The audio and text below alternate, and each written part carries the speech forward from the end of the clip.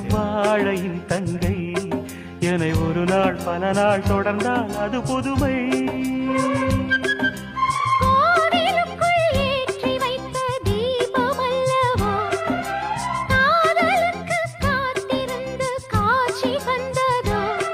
இனி வருவாய் தருவாய் மலர்வாய் என்னை உயிராய் உறவாய் தொடர்வாய். தினம் தினம் காதல் கவிதைகள் படித்திடும் நேரம் இதழோரம் இனி